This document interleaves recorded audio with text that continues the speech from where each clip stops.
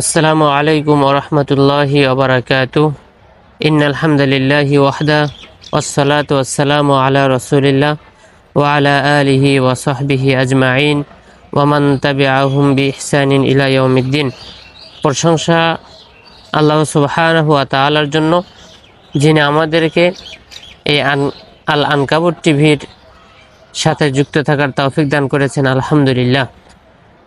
দরুদ ও সালাম বর্ষিত হোক সেই প্রিয় নবী মুহাম্মদ সাল্লাল্লাহু আলাইহি ওয়াসাল্লামের প্রতি, যার দেখানো রাস্তাকে কেন্দ্র করেই আমরা তার সহি দিনগুলোকে প্রচার করার চেষ্টা করি সাল্লাল্লাহু আলাইহি ওয়াসাল্লাম। প্রিয় দর্শক, দেশ ও দেশের বাহিরে যারা আছেন, আল আনকাবুত টিভির বিশেষ আয়োজন আশরায়ে জিলহজ ইবাদতের শ্রেষ্ঠ 10 দিন অনুষ্ঠানে আপনাদেরকে জানাই স্বাগত। এ হলো সেই 10 দিন, যেই 10 দিন আল্লাহ সুবহানাহু ওয়া তাআলা কোরআন ও সুন্নাহে বিশেষ গুরুত্ব দিয়েছেন।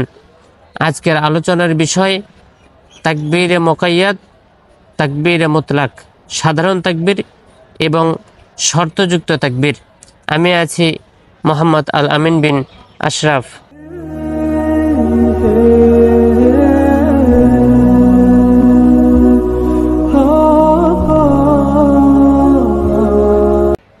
জিলহজ মাসের ইবাদত বন্দিগিগুলোর ভিতর থেকে গুরুত্বপূর্ণ একটি ইবাদত হচ্ছে তাকবীর দেওয়া।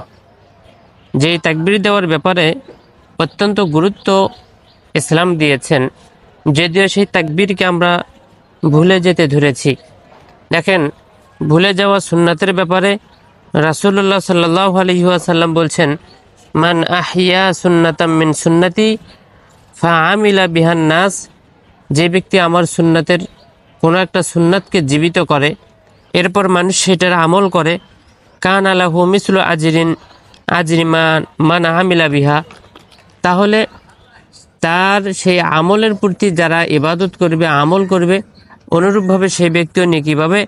লা ইয়ানকুসু মিন উজুরিহিম শাইআ, তাদের নেকি থেকে কোনো নেকি কমতি করা হবে না।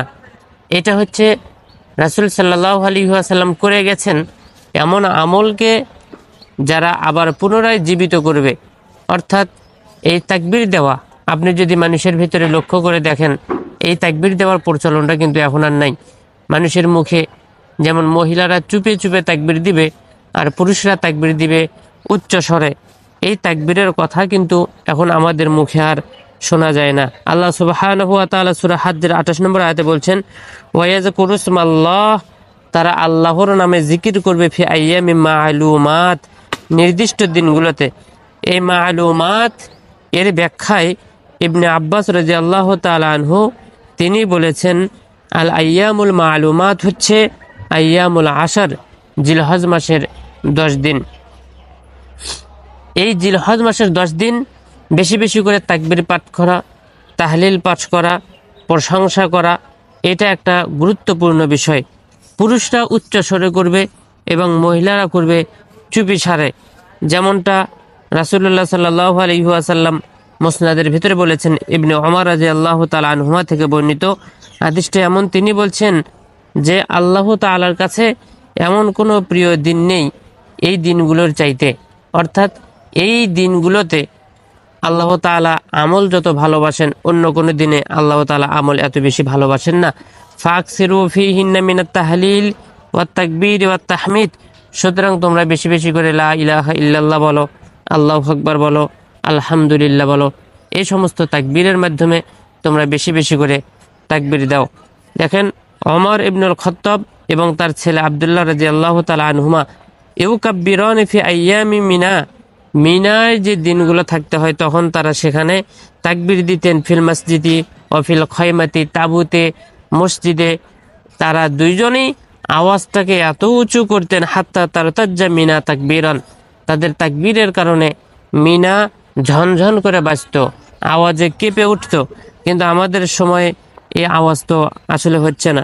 ইবনে ওমর ও আবু হুরায়রা রাদিয়াল্লাহু তাআলা আনহু দুইজনই ইয়াখরুজান ইলা সুক আইয়ামাল আশর, এই 10 দিনে তারা বের হয়ে যেতেন বাজারের দিকে।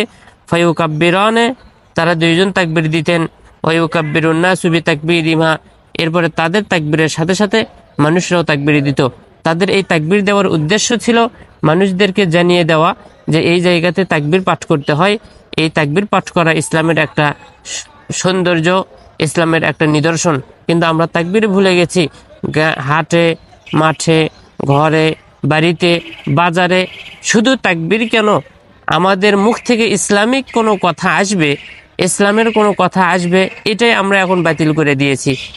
মানুষ একটা সিগারেট খাচ্ছে, তাকে আমরা নিষেধ করতে পারতেছি না। অন্যায় কাজ করতেছে, তাকে নিষেধ করতে পারতেছি না। ভালো কাজের আদেশ করতে পারতেছি না। শুধু তাকবীর নয়, সব দিক থেকেই আমরা ইসলামের প্রচার এবং প্রসারের কাজকে আমরা দমন করে দিয়েছি। এটা আমরা আর করতে পারি না। এটা আমাদের জন্য লজ্জাজনক ব্যাপার।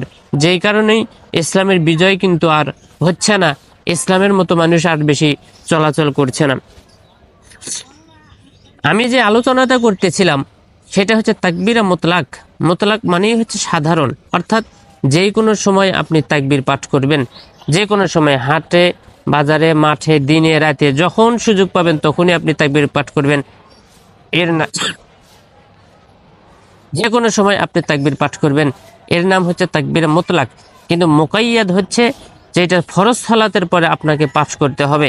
কেউ বলছেন যে ফরজ সালাত আদায় করেই আপনি আল্লাহু আকবার বলে আল্লাহুম্মা আনতাস সালাম ওয়া মিনকাস সালাম তাবারাকতা ইয়া যাল জালালি ওয়াল ইকরাম, এটা বলার পরেই আমরা যে তাকবীর পাঠ করে থাকি ঈদের দিনে তাকবীর, আল্লাহু আকবার লা ইলাহা ইল্লাল্লাহ, আল্লাহু আকবার ওয়ালিল্লাহিল হামদ। আবার কেউ কেউ এটাকে 3 বার আল্লাহু আকবার বলেন, আল্লাহু আকবার লা ইলাহা ইল্লাল্লাহ, আল্লাহু আকবার ওয়ালিল্লাহিল হামদ। এছাড়াও আরও অন্য অন্য যে সমস্ত বর্ণনা আছে তাকবীরের ব্যাপারে, এই সমস্তই আপনার পাঠ করা যায়। ওলামায়ে কেরাম বলছেন যে কোনো একবার হোক, কেউ বলছেন 3 বার, অবশ্যই আপনাকে পাঠ করতে হবে। আবার কেউ কেউ এটাকে সুন্নাত হিসেবে গ্রহণ করেছেন। তবে এর বিশেষ গুরুত্ব আছে।